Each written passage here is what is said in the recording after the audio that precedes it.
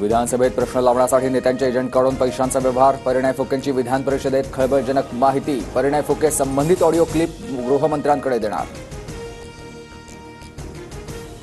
सतीश भोसले उर्फ खोक्याला आज प्रयागराजला न्यायालयात हजर करणार. ट्रान्झिट रिमांड घेऊन खोक्या भोसलेला बीडला आणलं जाणार. नंतर बीडमधील शिरूर न्यायालयात हजर करून पोलीस कोठडी मागितली जाईल. परभणीच्या पाथरीत शिंदेंच्या शिवसेनेच्या कार्यकर्त्याला मारहाण केल्याचा आरोप. माजी आमदार बाबाजानी दुर्राणींसह अन्य 4 गुन्हा दाखल. सुरेश धसांना समज द्या, पंकजा मुंडेंची पक्षाकडे मागणी. भाजपचे राष्ट्रीय नेता असताना माझ्यावर थेट आरोप. निवडणुकीत मी प्रचार केला नसता तर धस निवडून तरी आले असते का, पंकजा मुंडेंची टीका. आष्टी मतदारसंघात पंकजा मुंडेंनी शिट्टी चिन्हाच्या उमेदवाराचा प्रचार केलाय. सुरेश धसांचा आरोप. पंकजा मुंडेंची पक्ष नेतृत्वाकडे लेखी तक्रारही करणार.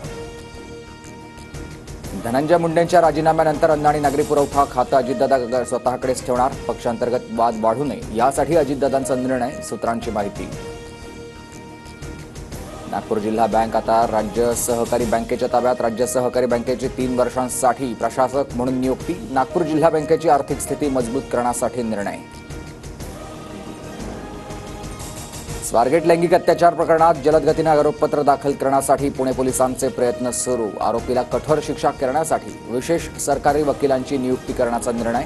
ॲडव्होकेट अजय मिसर यांच्या नावाचा प्रस्ताव राज्य सरकारला पाठवला.